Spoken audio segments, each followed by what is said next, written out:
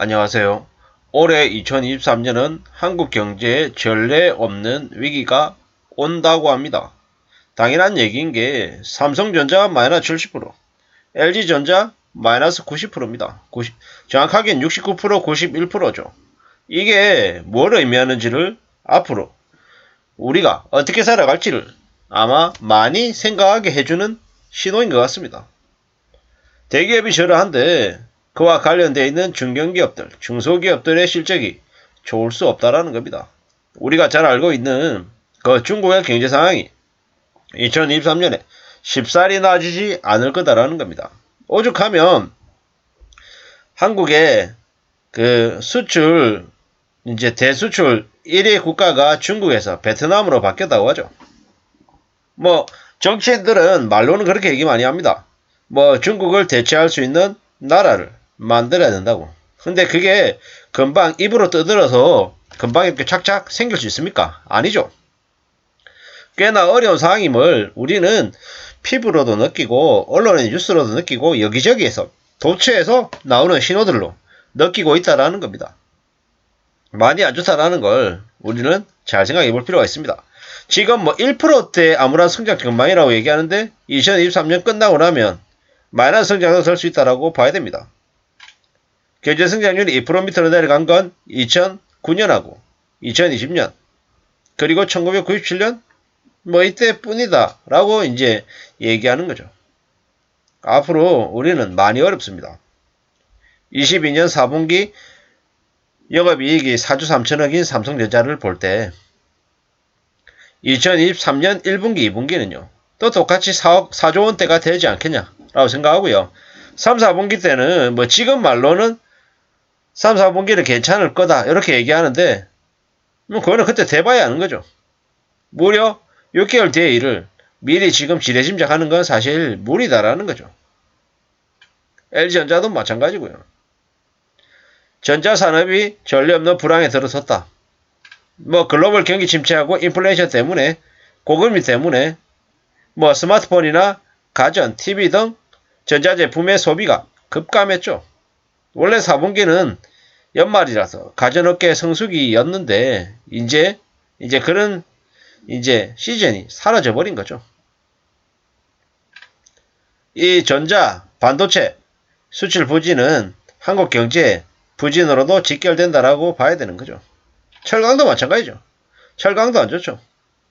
이런저런 많은 기업들의 실적이 안 좋아지면서 많이 염려합니다. 러시아 우크라이나 전쟁이 아직도 지속 중이죠. 이러다 보면은 어떻게 되겠습니까? 그나마 기댈 때라고는 대한항공, 아시아나항공 등의 항공업계가 해외여행 쟁계로 좀 나아지지 않을까 이런 생각들을 하는데 사실 이것도 조금 지나봐야 될 것 같습니다. 언론이 더 빨리 가고 있고 실제 경기의 실적은 조금 뒤따라오는 거기다 보니까 조금 두고 봐야 될 일 같습니다. 기름값, 가스값이 내려야 좀 나아지지 않을까라는 거죠. 기름값, 가스값, 전기세 내리려면 어떻게 해야 됩니까? 좀 대외적인 상황이 많이 괜찮아야 되는 거죠. 지금은 윤석열 정부가 경제에 신경을 안 쓰고 있고 못 쓰고 있고 무능한 탓에 경제가 더 안 좋아질 수 있는 가능성이 크죠. 대기업 재벌들 종부세 깎아주려고 그러고 52시간 무력화해서 69시간으로 올리고 이래저래 기업 측에 서서 뭔가를 하려고 발버둥을 치고 있는데 그런 단들 사실 나아지는 게 아니라 더 박살날 가능성이 큰 것 같습니다. 경제도 안보도 외교도 모든 것들이 다 엉망이 되고 있는 게 윤석열 정부 지금의 모습이지 않나 이런 생각들을 하고 있다는 겁니다. 많이 우려스럽습니다. 많이 염려스럽다라는 거죠. 이런 얘기들이 계속 나올수록 우리는 어떻게 살아야 되겠습니까? 기업들은 국민들에게 얘기할 겁니다. 고통 분담해야 된다. 애국해야 된다. 애국 마케팅 같은 거 엄청 이렇게 얘기할 겁니다. 근데 잘 생각해 볼 필요가 있습니다. 개인들 입장에서, 서민들 입장에서는 국산품 사는 게 중요합니까? 아니면 싸고 질 좋은 걸 사는 게 중요합니까? 싸고 질 좋은 걸 사는 게 중요합니다. 삼성전자 제품 사야 됩니다. LG전자 제품 사야 됩니다. 현대자동차 차를 사야 됩니다. 라고 얘기하는데 서민들 입장에서는 그런 애국 마케팅에 놀아나지 말아야 된다. 질 좋은 거 괜찮은 상품 사야 된다. 라고 말씀드리고 싶고요. 대기업 재벌들 그들의 편에 서서 경쟁을 틀어막고 자기들끼리 담합하고 잘 먹고 잘 사게끔 하는데 일조하고 있는 정부, 지금의 썩어빠진 정부 그리고 관료들을 벌줘야 되는데 참 그게 쉽지 않다라는 겁니다. 그들은 똘똘 뭉쳐있고 국민들은 그냥 모래알처럼 흩어져 있기 때문에 그들이 국민들을 더 우습게 생각하고 더 만만하게 보는 거죠. 그러다 보니까 국민연금 가지고 나머지 연금들하고 합쳐가지고 적자를 덮으려고 하고 자기네들 국회의원들 자기들 급여는 천정부지 올리고 자기들 특권이나 권리는 온갖 것들은 다 갖다 붙여가지고 다 해먹고 있는데도 아무 일이 안 생기는 거 보면 참 어처구니가 없죠.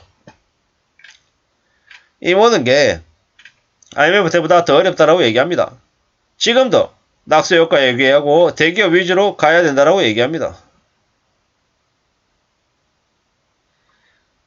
지금 정치권들은 정책은 없고 검찰은 압수수색만 하고 온갖 짓거리들을 하고 있더라는 겁니다. 참 어처구니 없죠. 올해는 경제 성장률이 마이너스 성장할 수도 있다.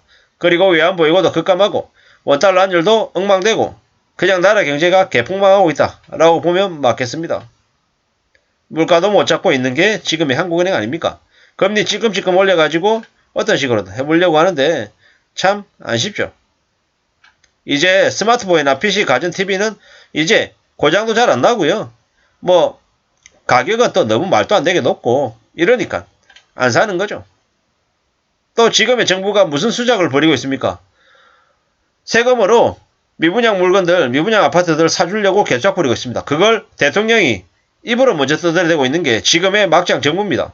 비싼 가격에 몇 배 뻥튀기 되어 있는 가격의 아파트들을 정부 세금으로 사주려고 하고 있습니다. 이런 개수작이 어디 있습니까? 이런 것들을 두 눈 멀쩡히 뜨고 지켜봐야 되는 게 지금의 한국인 게 그게 좀 황당하고 화나고 열받을 뿐입니다. 언제쯤이면 국민들이 좀 숨통 틔우고 세금 부담 그리고 생활비 부담을 덜 느끼면서 살 수 있을까요? 어쩌면 그런 기대는 사치일지도 모르겠습니다. 지금의 시대에는 말이죠. 어떻게든 지금 현실을 냉정히 내다보고 삶을 지킬 수 있는 길은 뭐다? 오직 스스로 자기 힘을 기르는 것밖에 없다. 지금은 생존 전쟁터에 내몰려 있는 많은 전사들이다. 라는 생각을 하고 있습니다. 아무쪼록 저나 여러분들의 삶이 조금이라도 덜 힘들어지기를 바랄 뿐입니다. 감사합니다.